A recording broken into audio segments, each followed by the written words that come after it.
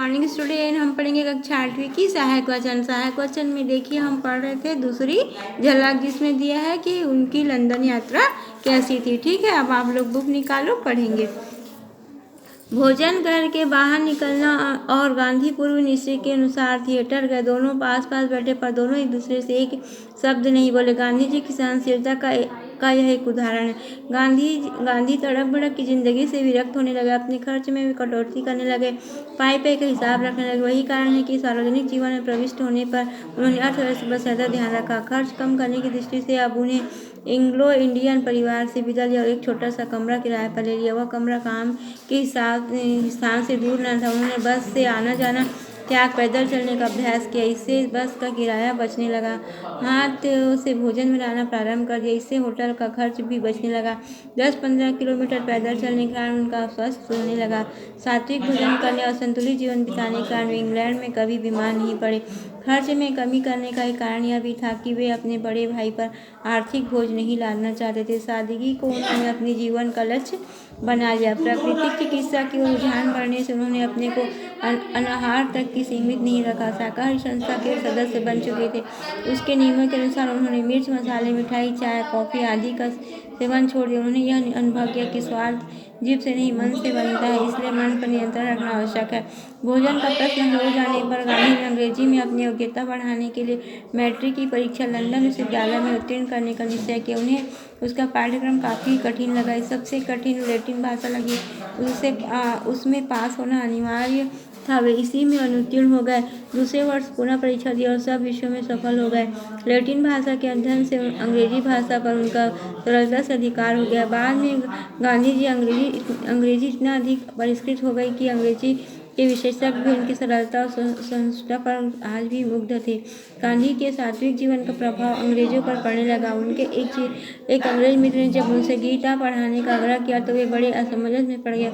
उन्होंने मैट्रिक तक संस्कृत पढ़ी तो थी, परंतु इतना ज्ञान नहीं हो पाया था कि वे किसी को मूल के आधार पर गीता पढ़ा सके। उन्होंने अनुवाद के सहारे अंग्रेजी मित्र को गीता का ज्ञान करा दिया। गीता तो उन्होंने अंग्रेज मित्र को पढ़ाई और बाइबिल उससे पढ़ी। ईसाई धर्म के प्रति श्रद्धा तो जमी, पर हिंदू धर्म के प्रति अश्रद्धा पैदा नहीं हुई। गांधी का अध्ययन क्रम निरंतर चलता रहा। कठिन परिश्रम के बाद 10 जून 1891 को वे बैरिस्टर घोषित हो गए। यह उल्लेखनीय बात है कि विदेश में भी स्वदेश के उनके संस्कार पूर्ववत बने रहे। इंग्लैंड छोड़ने के पूर्व गांधी अपने ज्ञान तथा चरित्र की उज्ज्वलता की छाप प्रबुद्ध अंग्रेज समाज पर छोड़ आए। लौटते समय जहाज की यात्रा बड़ी सुखद रही। वे जब डेक पर घूमते और समुद्री हवा का आनंद लेते तब उनकी सारी चिंताएं तिरोहित हो जाती, परंतु जब वे अपने केबिन में रहते तो उनके सामने निराशा का चित्र खींचने लगता। वे आत्मनिरीक्षण करते, कानून की परीक्षा तो मैंने पास कर ली, परंतु क्या मैं सचमुच कानून जानता हूँ? भारतीय कानून का ज्ञान तो मुझे जरा भी नहीं आता, फिर मेरी बैरिस्ट्री कैसे चलेगी? इस प्रकार अपने गुण दोषों की ओर झांकने का गांधी जी का स्वभाव आजीवन बना रहा। जहाज मुंबई की ओर बढ़ रहा था कि आकाश में बादल घुमड़ते घिरते आ रहे। जब जहाज बंदरगाह पर लगा तो वर्षा हो रही थी। गांधी भीगते हुए उतरे और सामने खड़े बड़े भाई लक्ष्मीदास के चरणों में झुक गए। लक्ष्मीदास उन्हें इंग्लैंड से हाल ही में लौटे मेहता के घर ले गए, पर मोहन अपनी माँ से मिलने और घर जाने के लिए व्याकुल हो रहे थे। माँ कितनी अधीरता से मेरी प्रतीक्षा कर रही होगी। पूछे कि मुन्ना, तूने अपने वचनों का पालन किया या नहीं? मैं कहूँगा उन्हें पालने के कारण ही माँ मैं तेरे पास खुशी खुशी आने का हिम्मत कर सका हूँ। इन विचारों में डूबते उतरते उन्होंने भाई से पूछा, भाई माँ कैसी है? भाई चुप रह गए, उनकी आंखें भीग रही। मोहन ने भाई की आंखों में पानी तो देखा पर अपनी आंखें सूखी रखी। गीता के पारायण ने उन्हें स्थिर प्रज्ञ होना सिखला दिया था। धीरे धीरे भाई ने कहा, तुम्हारी बैरिस्ट्री पास होने का समाचार जब मिला तब माँ मृत्यु शैया पर थी। सुनते उनकी आंखें चमक उठी थी।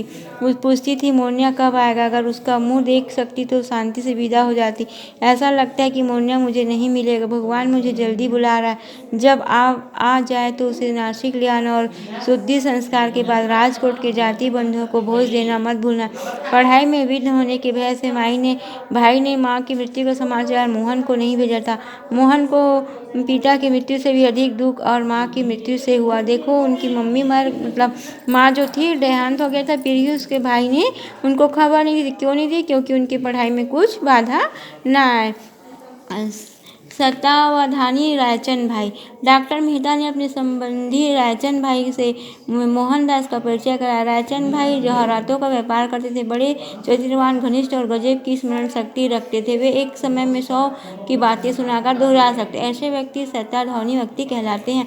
देखो प्रश्न हो आएगा आपका कि सत्ताधानी व्यक्ति कौन है, तो क्या होगा उसका आंसर कि ऐसे व्यक्ति जो 100 प्रकार की बातें सुनकर तुरंत उसे दोहरा देते हैं, ऐसे व्यक्ति सत्ताधानी कहलाते हैं। वे किसी भी भाषा के गद पद को सुनकर ज्यों का त्यों सुना सकते थे, साथ ही शतरंज भी ठीक तरह से खेलते जाते और लोगों से बात करते जाते थे। उनकी बुद्धि इतनी जागृत रहती कि कहीं कोई गलती न हो पाती।